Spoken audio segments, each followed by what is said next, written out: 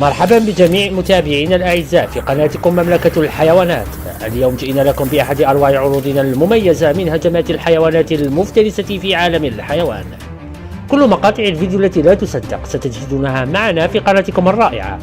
لقد بحثنا جيدا ووجدنا لكم مقاطع فيديو جديدة وحصرية التي ربما لم تشاهدوها من قبل، إضافة إلى أجزاء أخرى قد نشرناها لكم سابقا.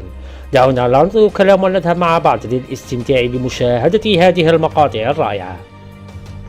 تحتل النسور مكانة عالية ومرموقة في السلاسل الغذائية في عالم الحيوان، إذ أنهم من الحيوانات المفترسة العليا التي تحافظ على تعداد العديد من الأنواع الحيوانية التي تكون تحت سيطرتها المطلقة.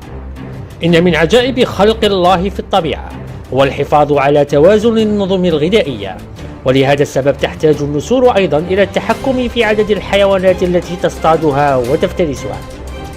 إن في عالم السلاسل الغذائية الحيوانية المذهل للإعجاب لا أحد يفلت من أكله من قبل الحيوانات المفترسة الأخرى بما في ذلك النسور المفترسة. ولكي يتمكن الحيوان من اصطياد طائر سريع وقوي مثل النسور، يجب أن يكون هو كذلك سريعا جدا وقاتلا ومفترسا للغاية. ولسوء حظ هذه النسور فإن القطط المفترسة لديها كل هذه الميزات وأكثر من ذلك كذلك، لتتمكن من العثور على نسر وقتله بسرعة في مشهد يحبس الأنفاس. عندما يدخل النسر في طريق الفهد المفترس يمكن أن ينتهي به الأمر ليصبح وجبة لهذا القط السريع دون أن يعرف حتى من أين جاء الهجوم عليها.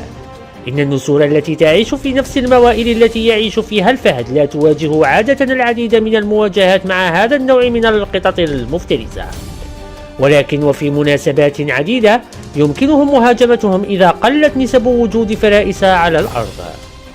عندما يهاجم أحد هذه النسور حيوانا ويبقى على الأرض يمكن أن يصبح ضحية سهلة لهذا القط المفترس، في حين أنه تم تصوير العديد من المشاهد المذهلة للفهود وهي تهاجم النسور على الأشجار، إلا أن هذا ليس شائع الحدوث في عالم الحيوانات.